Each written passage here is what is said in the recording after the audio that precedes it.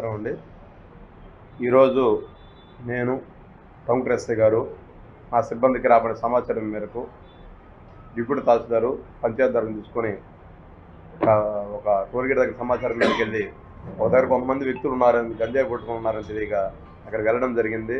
మమ్మల్ని చూసి పారిపోతుండగా వాళ్ళని పట్టుకొని వాళ్ళ దగ్గర చెక్ చేస్తే ఒక 4.5 కిలో సుమారు ఫోన్లను స్వాధీనం చేసుకోవడమైనది. వీరి యొక్క ముద్దారు నలుగురు కూడా గాజుల రాజు, పల్లం కిరణ్, భీమా కూర, ఖుషు బిల్లా అనేటువంటి ఈ నలుగురు కూడా ఈ యొక్క గాజుల రాజు అతను గుంటూరులో ఉంటాడు. ఇతను ఒక కాలేజీలో ఇక్కడ సమీపంలోని కాలేజీలో బీటెక్ చదువుతుంటాడు.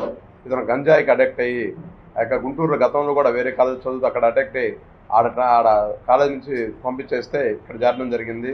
ఇక్కడ కూడా ఇదే కొనసాగిస్తున్నాడు. ఇతనికి అలాగే కిరణ్ అని చెప్పి ఇక కాళహస్తిలో నేటివ్ ప్లేస్ అతను కూడా అక్కడ గంజా అడిక్ట్ అయ్యి ఇతని ద్వారా తెప్పించుకునే పరిచయం మీద గంజా తెచ్చమని చెప్తాడు. వీరిద్దరు కూడా గంజా అడిక్ట్ చేసుకుంటూ తాగుతూ ఉంటారు. చుట్టుపక్కల కూడా తక్కువ రేటు అలా ఎక్కువ రేటుకు అమ్ముకోవడానికి చేస్తుంటారు.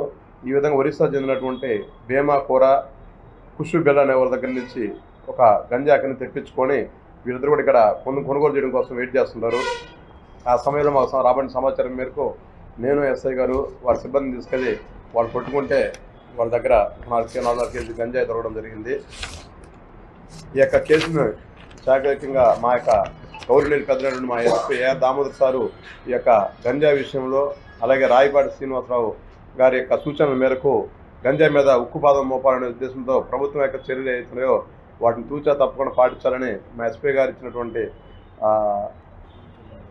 ఆధ్వర్యంలో అలాగే మా రాయపాటి సార్ సూచనల మేరకు నేను ఎస్ఐ గారు మా సిబ్బంది ఈరోజు ఈ సమాచారాన్ని తీసుకొని రైడ్ చేసి పట్టుకోవడం జరిగింది. ఇంత చాకచక్యంగా పుట్టినందుకు నన్ను, మా ఎస్ఐ గారిని అలాగే వారి సిబ్బంది అయినటువంటి వెంకట్రావు, కృష్ణారావు, సీను, సుబ్బారెడ్డి, మహేష్, నాగార్జున, జయరాం, రమేష్ అనేటువంటి మా యొక్క సిబ్బంది అందరూ కూడా ప్రత్యేకంగా అభినందించడం జరిగింది. ఇక మీడియా మిత్రుల ద్వారా చెప్పడం ఏంటంటే కాలేజీలో కానీ స్టూడెంట్స్ కానీ ఎవరైనా కానీ గంజాయిని తాగడం కానీ లేదా అమ్మడం కానీ ట్రాన్స్పోర్ట్ చేయడం జరిగితే కఠినమైన చర్యలు తీసుకోవడం జరుగుతుంది. అలాగే పేరెంట్స్కి కూడా కాలేజీకి పంపించేటువంటి యాజమాన్యానికి అలాగే పిల్లల యొక్క తల్లిదండ్రులు కూడా మేము తెలియపరుస్తుంటే మీ పిల్లలు ఏం చేస్తున్నారు అనేది కూడా గమనించమని చెప్పడం జరిగింది. ఈ మధ్యకాలంలో చాలా వరకు మనం ఈ యొక్క గంజాయిని డ్రగ్స్ని నిర్మూలించడంలో గట్టిగా కృషి చేయడం జరుగుతుంది. తప్పకుండా మీ అందరూ కూడా సహకరించి ప్రజలు కూడా అవేర్నెస్ కల్పిస్తామని ఆశిస్తూ మీడియా మిత్రులందరూ కూడా